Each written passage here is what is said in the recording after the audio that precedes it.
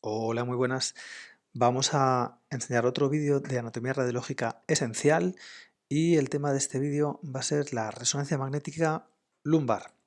Para ello vamos a hacer, igual que lo que hicimos a nivel cervical, bueno, pues tenemos tres series de imágenes. La primera va a ser un T1 sagital, un turbo T2 sagital y un turbo T2 axial. Después veremos un caso de una secuencia especial en la que se ve todo con bastante detalle, pero estas tres secuencias que presentamos aquí pues son las más habituales. Así que comencemos. Bien, esta sería nuestra primera serie, los cortes sagitales de 3 o 4 milímetros de espesor aproximadamente. Y bueno, vamos a empezar por el corte sagital medial, que sería esta imagen aquí, esta imagen que tenemos. Bien, lo que vamos a ver, esto es un T1, así que la grasa es hiperintensa, tanto la grasa subcutánea como la grasa endomedular, dentro de la médula del hueso. Vamos a ver los líquidos oscuros, hipointensos, por ejemplo el líquido cefalorraquídeo, y la médula, que la tenemos aquí, pues discretamente hiperintensa. Vale, podemos dibujar perfectamente el platillo superior, el borde anterior y el platillo inferior de esta vértebra y el borde posterior. Si os fijáis, en el borde posterior hay una pequeña oquedad en todas las vértebras que en algunos pacientes es muy marcada y en otros algo menos, y que corresponde a los canales de Hahn, canales nutricios del hueso. No tiene ninguna importancia clínica, es un hallazgo anatómico sin más. Vale.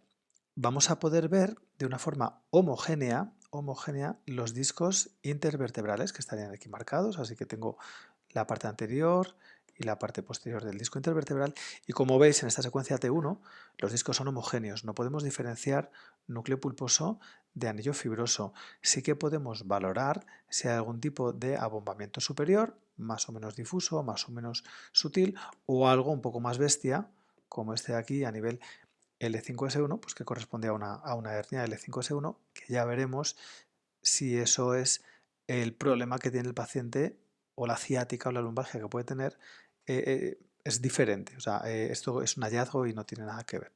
Pero bueno, esos son mensajes clínicos. Vamos con la anatomía, que es en lo que estamos.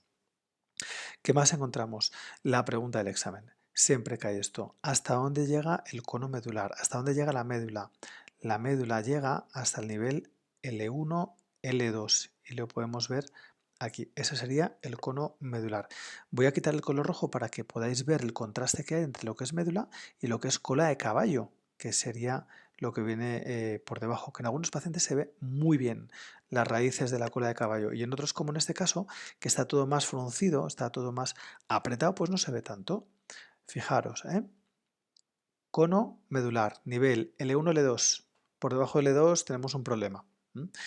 ¿Qué pasa con los ligamentos longitudinales? Pues tenemos el ligamento longitudinal común anterior, que vendría por aquí. Tenemos el ligamento longitudinal común posterior. ¿Se pueden ver los ligamentos? Pues no, no se pueden ver. O sea, se pueden ver si son patológicos. Si hay una hernia que lo está tensando y lo está desplazando de su lugar habitual, lo podemos ver. Pero si no, ¿qué es lo que ocurre? Pues que el ligamento es negro y el borde anterior vertebral es negro y el anillo fibroso es negro. Así que negro con negro, pues me quedo sin esa información. Así que por aquí puedo ver las vértebras, su morfología, su altura, puedo ver la altura de los discos intervertebrales, puedo ver si hay algún tipo de protusión posterior. Bueno, en la parte de abajo pues tengo el sacro, la base del sacro, S1, S2, S3, etcétera. Y estas zonas de aquí pues son las apófisis espinosas. Si vamos un poquito más hacia el lateral, llegará un momento en el que vamos a encontrarnos con los agujeros de conjunción. Aquí empiezan, como siempre, recordamos, yo tengo mi cuerpo vertebral y de la parte posterior superior aparece el pedículo y el pedículo rápidamente se va a abrir hacia arriba para formar la articular superior y se va a abrir hacia abajo para formar la articular inferior. ¿Y qué es lo que me deja en la parte inferior del pedículo? Pues esta escotadura, y esta escotadura pues hace este agujero de conjunción bastante grande que estaría perimetrado por parte del cuerpo vertebral, parte del disco, parte del cuerpo vertebral de la vértebra inferior, la escotadura superior del pedículo de abajo, la escotadura inferior del pedículo de arriba y también un trocito correspondiente a la articulación interapofisaria. Si me voy un poquito más de lado todavía para verlo mejor, a otros niveles, pues me voy a encontrar el disco intervertebral, me encuentro el agujero de conjunción que es hiperintenso, recordad que es grasa, la grasa foraminal, y ese puntito oscuro que tengo a todos los niveles, ¿vale? Esos puntitos, pues serán las raíces nerviosas. Entonces, lo que me encuentro es una raíz nerviosa y un vaso, ¿vale? Porque acordaos que siempre, aunque estemos pensando todo el rato en nervios, en raíces neurales, etcétera, normalmente va acompañado del sistema vascular. Entonces es más correcto hablar del paquete vasculonervioso, ¿no? O neurovascular, como queráis. Vale, aquí tenemos las articulaciones interapofisarias, es una zona de análisis también, y la musculatura paravertebral. Todo lo blanco que hay en la cara anterior pues es grasa, grasa mesentérica, y una cosa que a veces os despista bastante es cuando vemos estructuras vasculares anteriores. Mirad, esto de aquí sería la arteria aorta, ¿vale? Con una pequeña ramificación, esto pues puede ser la arteria mesentérica, y llega un momento en que se puede bifurcar, vamos, que no es que se pueda bifurcar, es que se bifurca, de hecho, la arteria aorta abdominal para darme las ilíacas, ¿verdad? Entonces puede que me encuentre pues una imagen de este tipo, en el que parece que hay algo oscuro pegado al disco intervertebral, ¿vale? Esto no es disco, parece que que viene del mismo sitio, ¿verdad? Parece que es la misma estructura y que es una hernia muy grande que ha salido por delante. No, esto es un trocito, hemos cogido tangencialmente la arteria ilíaca. Por eso es importante que cuando analicéis las imágenes no os quedéis solamente con una imagen, la más bonita, donde mejor se vea lo que queréis valorar, sino que tenéis que hacer un recorrido por todo el estudio, atrás, adelante, arriba, abajo, derecha, izquierda, para poder tener una idea de conjunto de toda la anatomía. Si nos vamos ahora a la siguiente serie, que sería esta, el Turbo T2, pues vamos a empezar por el corte parasagital, que ya lo conocéis, cuerpos vertebrales, pedículo, escotadura del pedículo, disco intervertebral, agujero de conjunción y en su interior la raíz nerviosa y apófisis articular, mejor dicho, articulación interapofisaria, ¿vale? Entre L4 y L5. Esta es la articulación interapofisaria L4, L5 del lado izquierdo, por ejemplo. Bien, si me voy a línea media, aquí lo vamos a ver un poquito mejor. En este paciente, como esta secuencia realza mucho los líquidos, pues voy a valorar si el disco está correctamente hidratado o no. Entonces, ¿qué es lo que me voy a encontrar en los discos intervertebrales? Platillo inferior, platillo superior de la vértebra de abajo, anillo fibroso,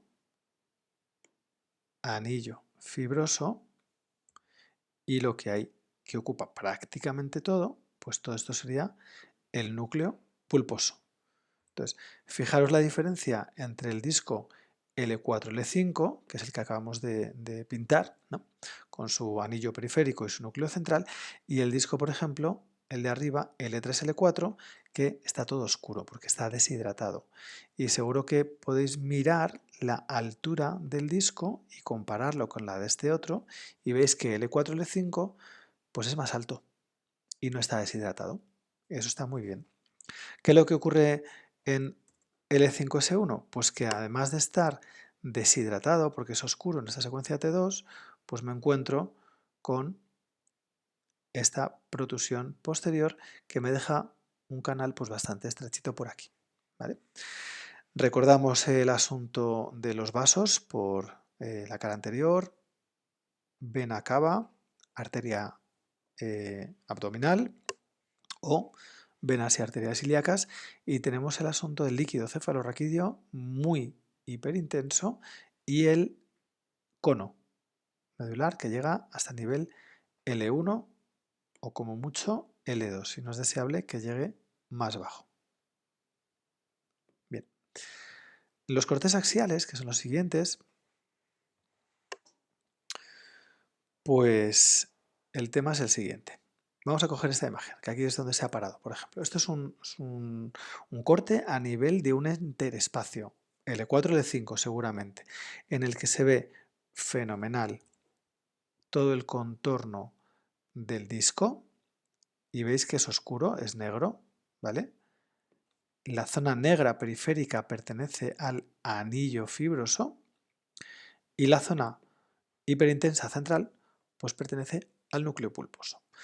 Inmediatamente detrás del disco, pues lo que me encuentro es con la médula. Bueno, no es la médula, aquí no llega la médula, que estamos en L4, L5. Estoy en el espacio, en el canal medular. En la parte anterior es más hiperintenso, es más blanco, líquido cefalorraquídeo, y posteriormente pues tengo esos pequeños puntitos más oscuros que son las raíces de la cola de caballo.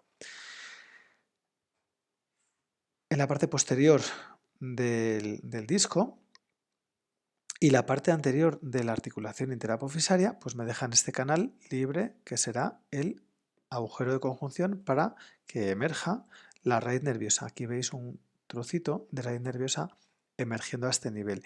¿Y con quién se va a encontrar la raíz nerviosa? Pues enseguida se va a encontrar con esta masa muscular que tenéis por aquí, que es el músculo psoas. Este es el músculo psoas.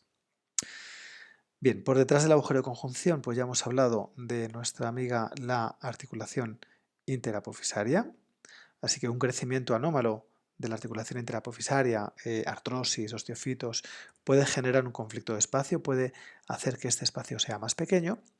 Y me interesa que sepáis también en esta imagen, pues esa estructura cordonal negra, que es bilateral, que corresponde a los ligamentos amarillos. Eso que está ahí pintado en rojo son los ligamentos amarillos.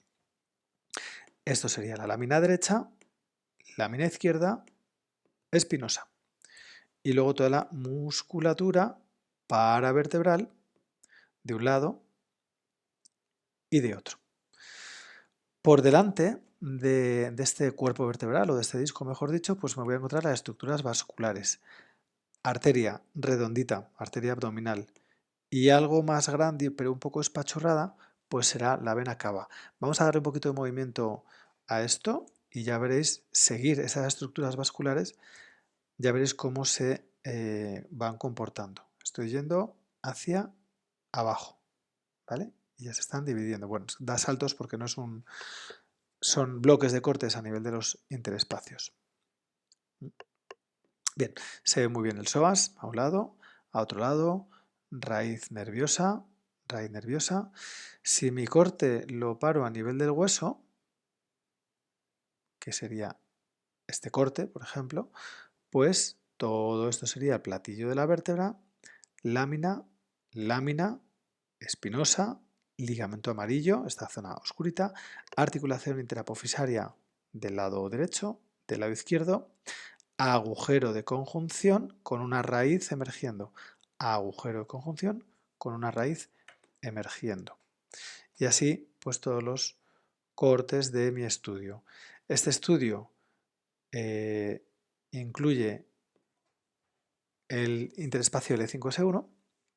Entonces, esto es el disco L5S1, el disco L5S1 que viene por aquí y tiene una protrusión posterior. Tengo las articulaciones interapofisarias L5S1 derecho y L5S1 izquierdo, y tengo la articulación sacroiliaca izquierda y articulación sacroiliaca derecha. Bien, vamos a finalizar este vídeo viendo un caso con una secuencia pues un poquito especial que no se hace en todas partes. Esta de aquí es una secuencia 3D en el que podemos reconstruir las mismas imágenes que hemos visto, pero con unos cortes mucho más finos. Entonces estamos ganando un poquito de resolución espacial. Pero la anatomía, lo que me interesa, es exactamente lo mismo.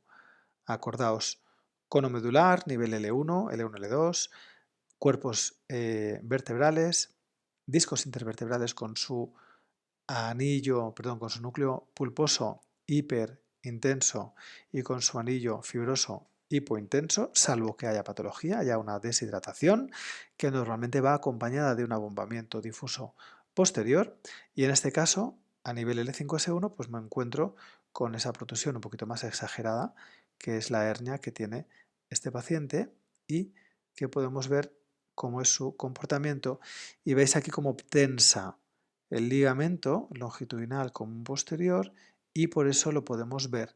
Si no, a otros niveles, pues no lo vemos porque está completamente pegado, ¿vale? Agujeros de conjunción.